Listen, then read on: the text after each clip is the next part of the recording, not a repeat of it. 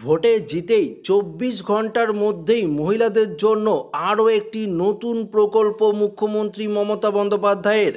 এবার মহিলারা পাবেন সরাসরি ব্যাংক অ্যাকাউন্টে ৫,০০০ টাকা করে। তো বন্ধুরা, এই প্রকল্পের নাম কি, এই প্রকল্পে আপনারা কিভাবে আবেদন করবেন, সমস্ত কিছু ডিটেলসেই আপনাদেরকে এই ভিডিওটিতে লাইভ আপডেটেই জানিয়ে দেব।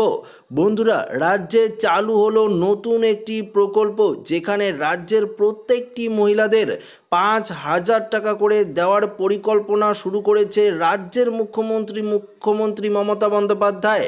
বিশেষ করে রাজ্যের মহিলাদের কথা চিন্তা ভাবনা করে এবং তারা যাতে অন্যের ওপর নির্ভরশীল না থাকে, তার জন্যই রাজ্য সরকার মহিলাদের উন্নতির জন্যই বিশেষ করে এই প্রকল্পের কথা চিন্তা ভাবনা করেছেন এবং এই প্রকল্প চালু করেছেন।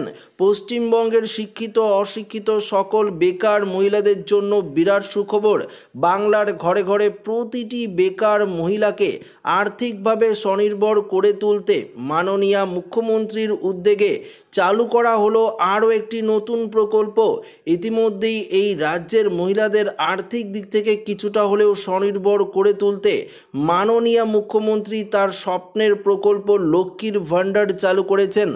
তবে তার উদ্যোগে চালু হওয়া নতুন এই প্রকল্প, যেটি সম্পর্কে আমরা আজ আপনাদেরকে জানাতে চলেছি, সেটা হলো লক্ষ্মীর ভাণ্ডারের চেয়েও বড় একটি প্রকল্প।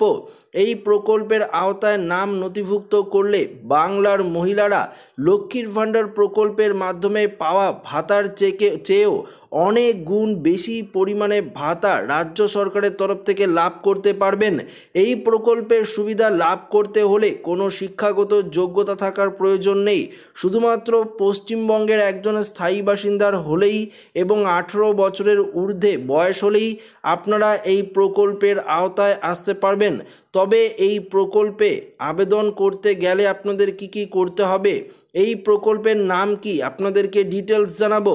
বন্ধুরা, এই প্রকল্পের নাম হলো জাগো প্রকল্প এবং এই প্রকল্পে অন্তর্ভুক্ত স্বনির্ভর গোষ্ঠীর অন্তর্ভুক্ত মহিলাদের ৫,০০০ টাকা করে দেওয়া হবে। এর মূল উদ্দেশ্য হলো এটাই যে রাজ্য জুড়ে আগামী দিনে আরও বেশি সংখ্যক স্বনির্ভর গোষ্ঠী গড়ে তোলা। এই প্রকল্পের আওতায় নাম নথিভুক্ত করতে হলে নিম্নলিখিত যোগ্যতাগুলি থাকতে হবে, অর্থাৎ থাকলেই আপনারা এই প্রকল্পের আওতায় আবেদন করতে পারবেন। আবেদনকারী মহিলাকে অবশ্যই পশ্চিমবঙ্গের একজন স্থায়ী বাসিন্দার হতে হবে প্রথমত। দ্বিতীয়ত বলেছে আবেদনকারী মহিলাকে অবশ্যই রাজ্যের যে কোনো স্বনির্ভর গোষ্ঠীর অন্তর্ভুক্ত একজন সদস্য হতে হবে। তৃতীয়ত, এক্ষেত্রে আবেদনকারী মহিলা যে স্বনির্ভর গোষ্ঠীর অন্তর্ভুক্ত, সেই স্বনির্ভর গোষ্ঠীর বয়স অন্তত পক্ষে ১ বছর হতে হবে। স্বনির্ভর গোষ্ঠীর অ্যাকাউন্ট অতি অবশ্যই ৬ মাসের পুরনো হয়ে থাকতে হবে এবং সেই অ্যাকাউন্ট খুব কম করে হলেও ৫,০০০ টাকা ব্যালেন্স থাকতে হবে।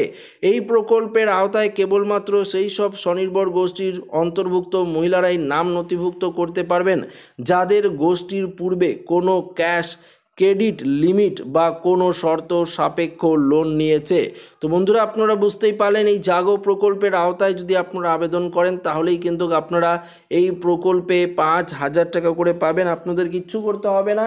স্বনির্ভর গোষ্ঠী দলের মহিলা যদি হয়ে থাকেন, অবশ্যই আপনারা যোগাযোগ করবেন আপনাদের দলের যে মেন হেড তার সাথে যোগাযোগ করবেন, সংঘের যে মেন তার সাথে যোগাযোগ করবেন।